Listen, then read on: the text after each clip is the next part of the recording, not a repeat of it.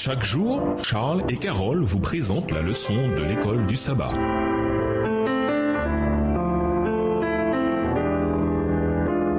Bienvenue dans votre émission. Dieu nous parle. Nous voilà à la leçon de dimanche, le repas de noces de l'agneau. Lisons Apocalypse 19, les versets 6 à 9 et Jean 14, les versets 1 à 3. En quoi la métaphore du repas de noces illustre-t-elle de façon pertinente l'union tant attendue entre Christ et son peuple? Apocalypse 19, les versets 6 à 9. Et j'entendis comme une voix d'une foule nombreuse, comme un bruit de grosses eaux, et comme un bruit de fort tonnerre, disant « Alléluia, car le Seigneur notre Dieu Tout-Puissant est entré dans son règne. Réjouissons-nous et soyons dans l'allégresse, et donnons-lui gloire, car les noces de l'agneau sont venues et son épouse s'est préparée. Et il lui a été donné de se revêtir d'un fin lin éclatant pur, car le fin lin, ce sont les œuvres justes des saints. Et l'ange me dit, écris, heureux ceux qui sont appelés au festin des noces de l'agneau. Et il me dit, ces paroles sont les véritables paroles de Dieu. Jean 14, verset 1 à 3, que votre cœur ne se trouble point, croyez en Dieu et croyez en moi. Il y a plusieurs demeures dans la maison de mon Père. Si cela n'était pas, je vous l'aurais dit, je vais vous préparer une place. Et lorsque je m'en serai allé et que je vous aurai préparé une place, je reviendrai, je vous prendrai avec moi, afin que là où je suis, vous y soyez aussi. Il y a 2000 ans, Christ a quitté sa demeure céleste pour inviter ses disciples à un repas de noces. Matthieu 22, qui aura lieu après son mariage avec sa fiancée, la ville sainte, la Nouvelle Jérusalem. Dans la parabole de Matthieu 22, où l'on retrouve l'image du mariage, on voit clairement que l'instruction du jugement précède les noces. Avant la cérémonie, le roi entre dans la salle et examine les invités pour voir si tous ont revêtu l'habit de noces, la robe immaculée qui représente un caractère purifié dans le sang de l'agneau. Voir Matthieu 22, verset 11, Apocalypse 7, verset 14.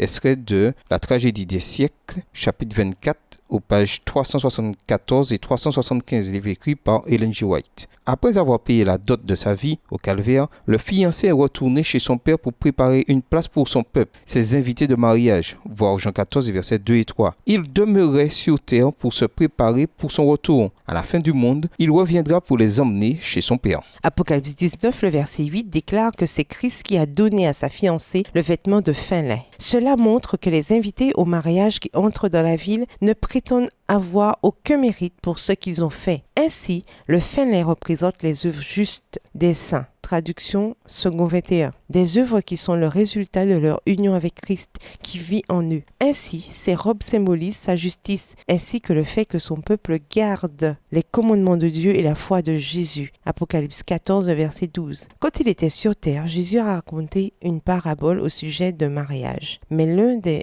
invités avait préféré porter sa propre tenue au lieu du vêtement de noces fourni par le roi, et il fut chassé du mariage. Matthieu 22, les versets 1 à 14.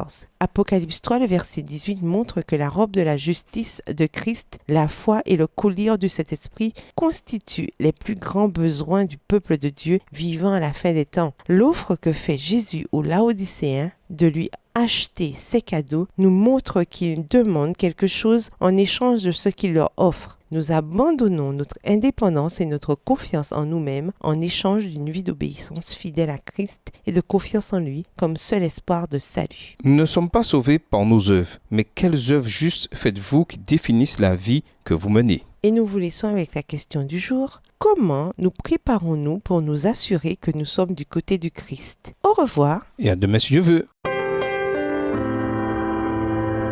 Dieu nous parle. Chaque jour, Charles et Carole vous présentent la leçon de l'école du sabbat.